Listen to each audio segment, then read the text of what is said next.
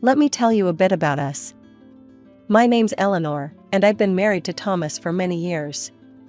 We've got 2 kids, Ava, our oldest, and James, the youngest.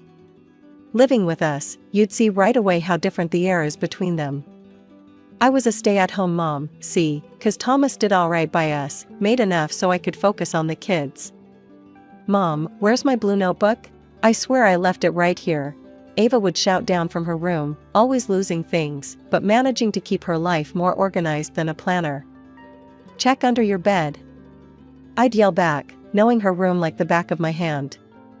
Ava, she was sharp as a tack, went off to college on a scholarship and never looked back. Didn't cost us a dime for her schooling. Now James, that boy was another story. Thomas, God bless him, loved that boy a bit too much. Favored him, you know? Always in his corner, even when he messed up, which was more often than not. James, you need to take life a bit more seriously, I remember telling him one evening at dinner. He just rolled his eyes, fork halfway to his mouth. Come on, Eleanor, the boy will find his way. He's young. Let him have some fun. Thomas chimed in, always the peacemaker. Mom, Dad's right. I'm just trying to figure things out, James would say, trying to sound calm, but I could hear the irritation there, clear as day. He was good at making you feel like you were the one seeing things wrong. Ava was different. When she moved out, got her job, and started her life, she never asked for a penny. Proud of her, I was. I made sure to budget, Mom. I don't want to be a bother. She'd tell me over the phone, and my heart would swell with pride. Meanwhile, James seemed to think our pockets were as deep as the ocean. Hey, can I get some cash? Going out with the guys, he'd drop casually, like he was talking about the weather. It's not a bank, James. What happened to the job hunt? I'd press, trying not to let the frustration bleed through. Jobs suck, Mom. I'm still looking for the right fit, he'd grumble, always with an excuse. Thomas and I would go back and forth about it. He's just lost, Eleanor. He'll settle down, he'd assure me, but the worry lines etched deeper with each passing day. I'd sit there, coffee in hand, morning light streaming through the window, wondering where we went wrong. Was it too much love? Not enough tough love? James had set his sights on a prestigious college right out of high school, a place in a neighboring city known for its academic rigor. The fact that the college was expensive seemed to bother him less than it should. Thomas and I were roped into paying not just for his tuition, but also for a rented apartment where he could stay while attending classes. It was a big financial strain, but Thomas believed it was all worth it for our son's future. My studies are going great, James would assure us over the phone, his voice always upbeat.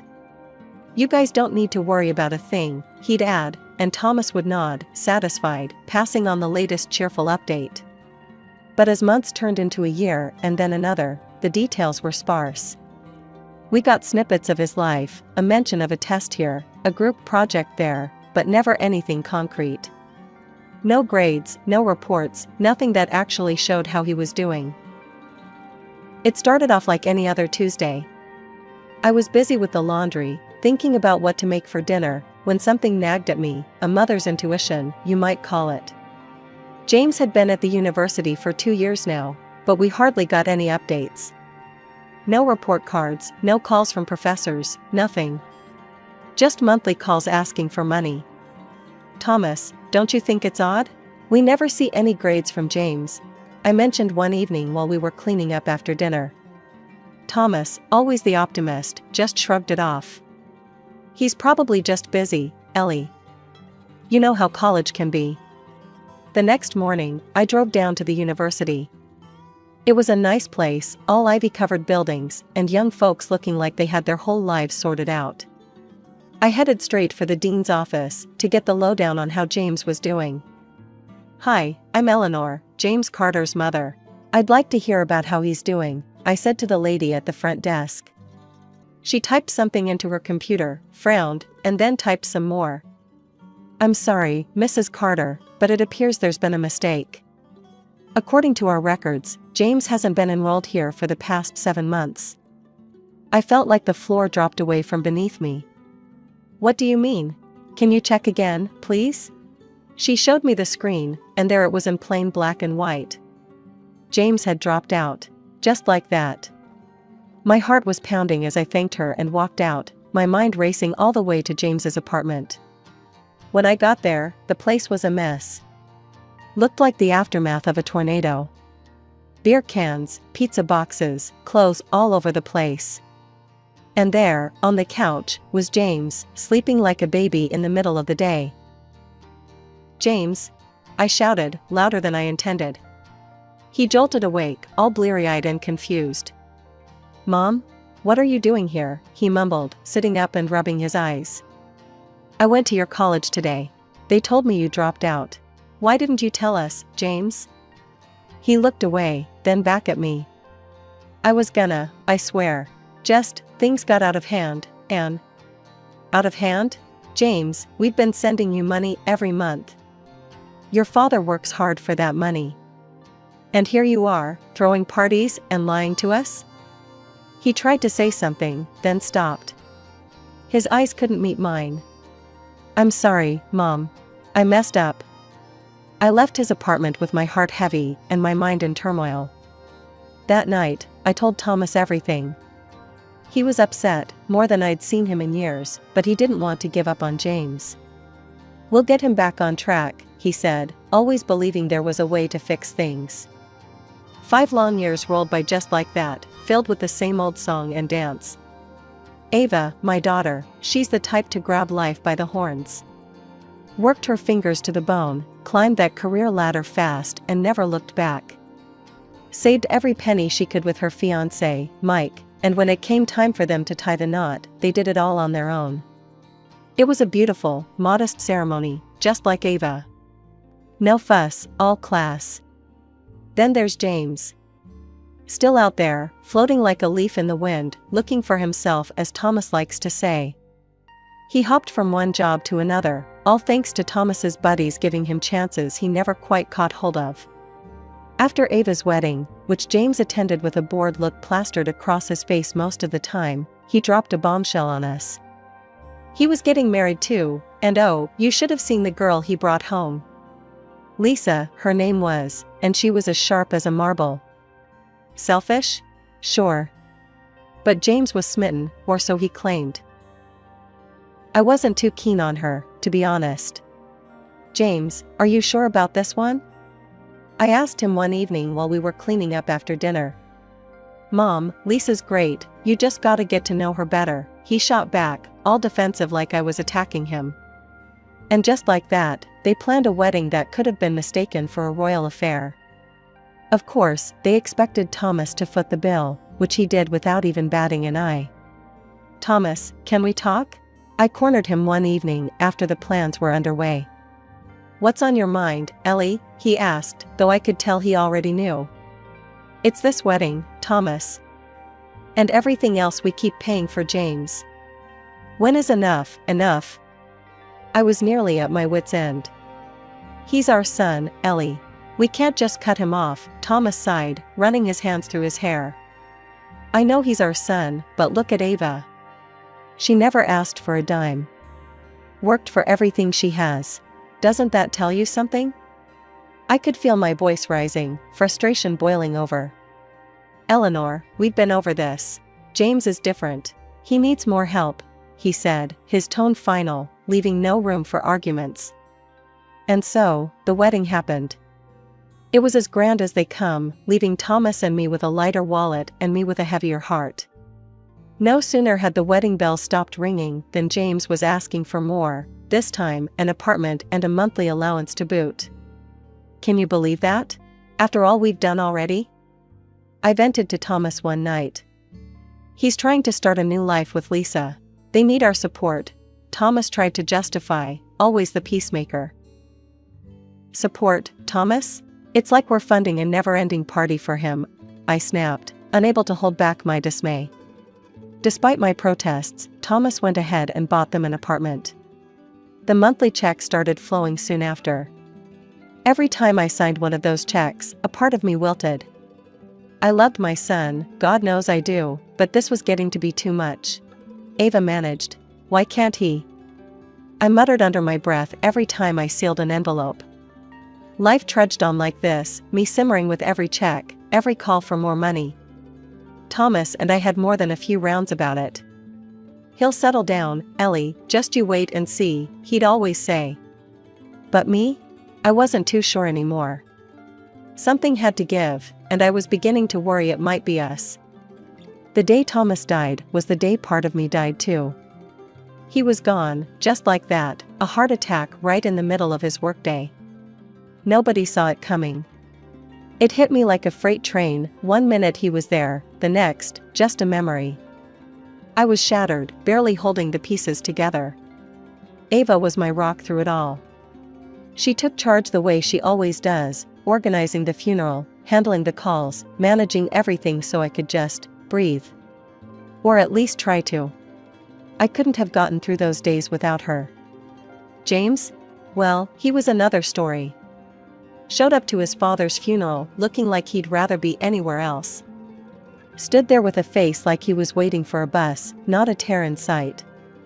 And Lisa was right there beside him in a black dress that was anything but appropriate, eyes glued to her phone like it was just another day. The funeral was a blur, but I remember the weight of their stares, the whispers. It wasn't right. When everyone had left, the air thick with condolences and the scent of lilies, that's when James decided to stir up more trouble. "Mom, we need to talk about Dad's property. I'm the heir. He always said so," James declared, his voice too loud for the somber mood of the house. I felt a rush of anger so fierce it nearly choked me. "James, this is neither the time nor the place," I snapped, my voice cracking under the strain. Lisa piped up then, her tone sharp. "Well, it's not just about the money. We're thinking about moving in here. Take charge, you know?"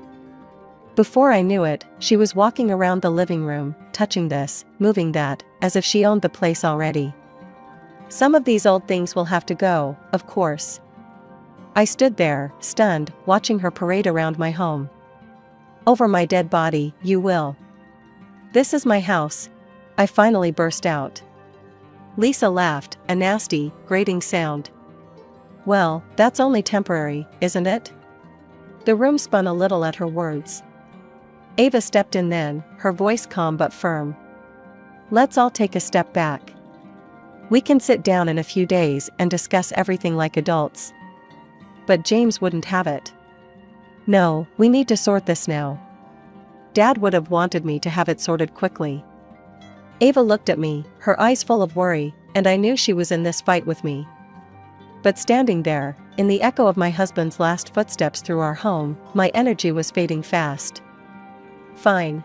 We'll talk about it now if we must," I said, the room going quiet. "I've decided I'm moving into a nursing home. Thomas and I had it picked out long ago." James whipped out his phone and pulled up the website of the nursing home. After scrolling for a bit, he looked up, shaking his head. "This place is a money pit, Mom. You're not wasting your savings living there. You'll live with us in this house." His wife made a face like she'd just bitten into a lemon, but then smoothed it over with a phony smile. "Of course, you can stay with us. I mean, you'll help around with cooking and cleaning, right?" The words stung, but before I could react, Ava leaned in close and whispered something in my ear. Her words were a quiet bombshell, one I couldn't believe at first. But she was serious, her eyes telling me to just trust her. Taking a deep breath, I straightened up and addressed them all. "Actually, I won't be needing any inheritance. Ava and I have made our plans. I'll stay with her for now." Ava nodded, adding firmly, "And I don't want any part of the inheritance either. We'll go to the notary tomorrow to make it official." James and Lisa exchanged a quick, greedy glance before breaking into wide grins. "Well, if that's what you want, Mom," James said, barely concealing his delight. Lisa practically skipped to the kitchen to pop open a bottle of champagne. While they were celebrating in the next room, I slipped away to pack my things, feeling a mix of relief and sorrow. Ava was right beside me, helping to fold clothes and pack up my life in quiet solidarity. The next morning, Ava and I went to the notary. James and Lisa were already there, looking smug. We signed all the necessary papers. James could barely contain his glee, thinking he had won the lottery. Back at Ava's place, her husband, Mike, had prepared a warm welcome. The table was set with a good lunch and tea, making me feel cherished and safe. Mike gave me a comforting hug. "Glad to have you here," he said, his smile genuine and warm. Living with Ava and Mike had been a balm to my worn spirit. Day by day, I found pieces of myself that had been lost in the chaos of grief and family drama. Ava was ever the caretaker, making sure I was comfortable, offering a listening ear, and just being there, something I hadn't realized I'd been missing so much. It was on a sunny Thursday morning, while I was enjoying a cup of coffee in the garden, that my phone rang. An unfamiliar number flashed on the screen, and I hesitated before answering. "Hello, Eleanor? This is Janet from Pine Grove Care Home." The voice was warm and professional. "I'm calling to inform you that your place here is ready for you." I furrowed my brow, confusion washing over me. "I think there's been a mistake. I didn't book a place at any care home." "Oh, no mistake, ma'am. Your husband, Thomas, arranged for 2 lifetime places here in your name. Since his place is now vacated, you also have an option to receive a refund. The amount would be $200,000. My hand trembled as I held the phone, tears welling up in my eyes. Thomas had always been thoughtful, but this? This was beyond anything I could have imagined. "Thank you," I managed to choke out, overwhelmed by his love even in his absence. I hung up and stared out at the garden, the flowers blooming with no care of the world's troubles, a stark contrast to the turmoil within me. Ava noticed my tears when she came out to join me. "Mom, what's wrong? Who was that on the phone?" she asked, her voice laced with concern. I wiped my eyes, looking up at her. "That was the nursing home. Your father, he had made arrangements for us before he died. There's enough money for me to decide what I want to do without worrying." Ava sat down next to me, taking my hand in hers. "That's amazing, Mom. But you know you don't have to go if you don't want to. You can stay here with us. We want you here." I squeezed her hand, grateful for her and Mike's generosity. "I know, darling. And I appreciate it more than words can say. But your father chose that place with care, thinking of our health and future. They have excellent medical facilities, and honestly, it might be the best place for me to be. I think he'd want me to use it." We spent the rest of the day looking into what Pine Grove had to offer. It was one of the best in the state, with top-notch care, beautiful grounds, and plenty of activities. It wasn't just a nursing home, it was a community where I could thrive, not just survive. "Looks like Dad really was thinking ahead," Ava remarked as we browsed through the photos of the facility online. "He always did, didn't he? Always making sure we were okay," I replied, a small smile creeping through the tears. We decided to visit Pine Grove the following week, to see everything in person and make the arrangements if everything felt right. As we planned, I felt a strange peace settling over me, the kind that had been elusive since Thomas passed. It was a crisp morning, and the air in Ava's house was filled with a mix of cardboard and anticipation as we packed my belongings. That's when the peace was shattered by James and Lisa barging in, papers in hand and fury in their eyes. "Mom, you've got to listen, this is serious." James was red-faced, waving documents like they were flags. I motioned for him to calm down. "James, take a breath and explain what's going on," I said, trying to keep the room from spinning into chaos. "It's Dad's loans, Mom. He took out loans for my wedding, the apartment, all secured against the house. And now, the bank wants their money." His voice was shrill, the panic clear in his eyes. Lisa chimed in, her voice shrill. "There's no money left, Eleanor. You and Ava played us. Now they want to take everything." I couldn't help but smile, not out of amusement, but because of the absurdity of it all. "Your father was a wise man, James. He invested in a nursing home for our future. Everything is in my name. As for the house, well, that's your inheritance now." James's face went from red to white.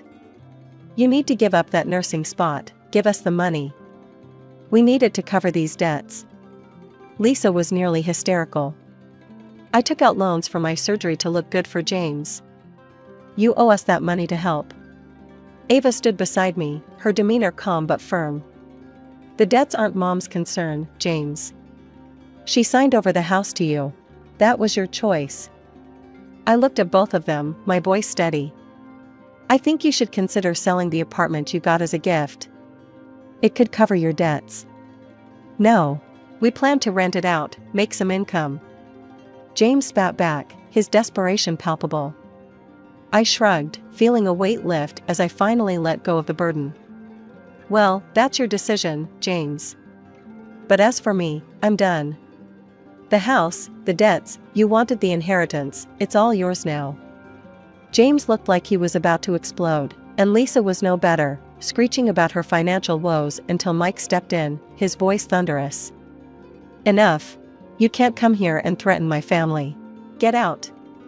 Mike's presence was enough to push James and Lisa out the door, their threats and shouts fading as they left. Ava closed the door behind them, her hand resting on the knob for a moment as if to seal away the chaos. I let out a long breath, feeling the final ties of obligation fall away. Ava looked at me, a mixture of concern and relief in her eyes. Are you okay, Mom? I am, darling.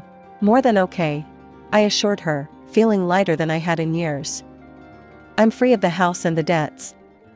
Free of the constant demands. Your father's foresight gave me this freedom, and I'm going to enjoy it without guilt. We spent the rest of the day wrapping up my belongings, each item a memory, each box a step toward my new life. As I packed, I thought about Thomas, his last gift to me, freedom and peace. I was ready for the nursing home, ready for a community of my peers, ready to embrace whatever came next without the shadow of James's problems looming over me. Settling into the nursing home was like starting a new chapter of my life, one I never knew I needed. My apartment here at Pine Grove is more beautiful than I could have imagined. From my window, I can see the sprawling gardens, the trees swaying gently in the breeze, their leaves whispering secrets I'm now free to discover. It's funny, really, how life turns out. Just a few months ago, I was tangled up in family drama, worried sick about debts and inheritances. Now, I'm here, in this peaceful haven, hearing about the outside world as if it's a distant memory. One sunny afternoon, Ava came by for our usual walk in the park that borders the nursing home. These walks have become the highlight of my week. So, how are things back home? How's Mike? I asked as we strolled along the paved path, admiring the blooming flowers. Mike's great, Mom. He's really been a rock through all this. And we've got some news. I'm pregnant. Ava beamed, her face glowing with joy. My heart swelled with happiness. Oh, Ava, that's wonderful. I'm going to be a grandma. I hugged her, feeling an excitement I hadn't felt in ages. As we walked, we talked about her plans, about how she wanted to raise her child, and the laughter we'd share. It was a beautiful feeling, looking forward to life again. And what about James? Heard from him lately? I ventured gently, knowing that part of my heart was still tender where he was concerned. Ava sighed. Yeah, I heard from a mutual friend. He and Lisa sold the apartment and the house to cover their debts. After everything was paid off, Lisa left him. Now he's living in a small rental and had to finally get a job. Sounds like he's learning some hard lessons, I said, not without a pinch of sadness for the son I once held in my arms, thinking the world was his oyster. It's probably for the best, Mom. He's taking responsibility for himself now. It's what you always hoped for, right? Ava squeezed my hand as we paused to watch a pair of ducks glide across the pond. That's true, darling. I always did want him to stand on his own 2 feet. Maybe now he'll find his way, I replied, feeling a mix of relief and resignation. It was hard not to worry, but at least he was making his own path now. Ava changed the topic then, talking about the nursery she was planning, the colors and themes swirling in her creative mind. We laughed and planned, and for a while, I forgot all about the troubles of the past. Living in Pine Grove, I found a community that feels like family. We share stories, play games, and support each other. The staff here are wonderful, always making sure we're comfortable and cared for. It's more than I could have hoped for, and sometimes I catch myself wishing Thomas could see me now, happy, at peace, and about to be a grandmother.